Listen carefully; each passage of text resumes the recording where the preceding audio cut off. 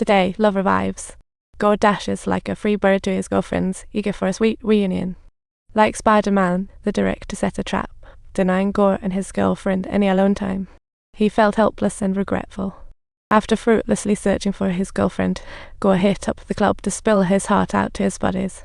His words dripped with he vowed to quit drugs and be a super dad, but was soon dragged back into the drug whirlpool.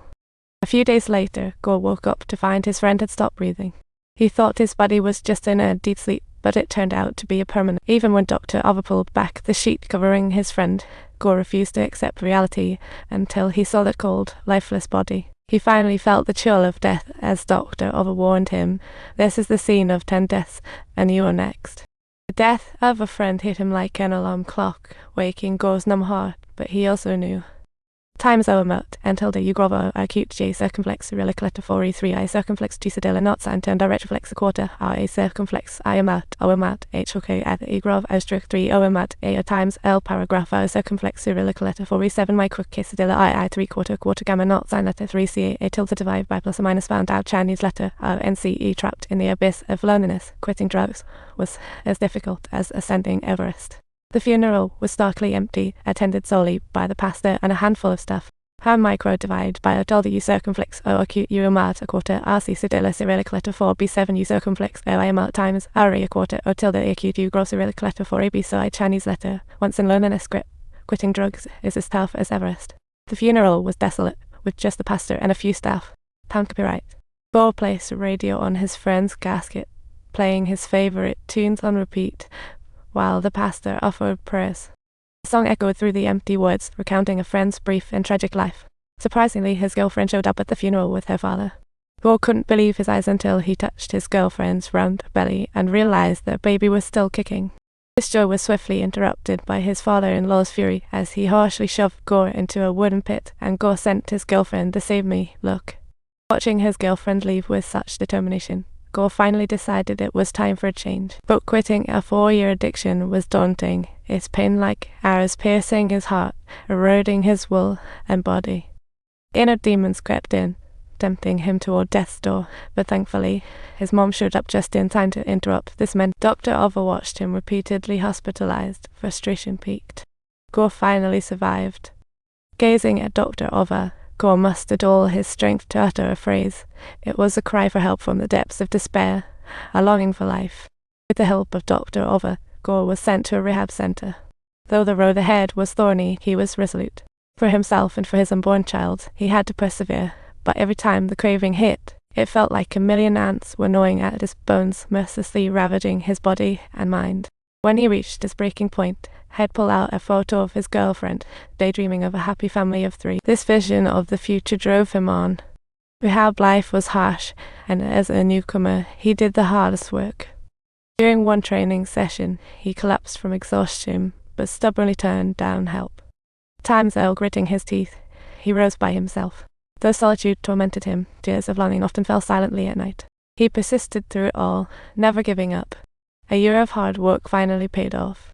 Gore became a tenant, walking lightly. The instructor found him a pool job. Every day, he worked earnestly, winning the director's praise and after IO's swim privileges. However, rehab center rules were strict. In a routine check, staff found Gore's girlfriend's photo, and that inadvertently broke the rules. Gore found himself pulled again. Starting over, despite his resentment, he chose to accept. His eyes now showed firm resolve, strengthened by past experience and willpower. Gore quickly leveled up to tenant status again, his swimming skills improving rapidly, a stark contrast to his former lazy. To show his appreciation to the staff, he'd sometimes sneak his homemade concoction into their meals, and often enjoy swimming freely in the lake, relishing in his. As his body gradually recovered, he bought an old bicycle from a homeless guy, rediscovering his passion for sports. Now revitalized, Gore was no longer a puppet of drugs, but a hopeful, vibrant dream chaser. He proved through action that as long as one is willing to turn back, the path to light is always there. During a ride, Gore stumbled upon a triathlon hosted by a local club. He thought about joining the biking race, but they told him it was an ultimate test of strength and will.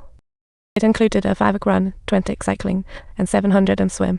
To test his past year's training, he firmly joined. However, the competition was beyond his wildest expectations. While swimming, he accidentally swallowed some water, and by the time he got out of the water, he was chasing the other competitors in a mad dash to catch up. By the time he reached the finish line, the sun was setting and the field was deserted, yet he felt an overwhelming joy. Because he realized the race's significance wasn't about placement, it was about conquering himself and accomplishing what felt impossible. When Ova crossed paths with him again, she found the man who once was lost now shining brightly.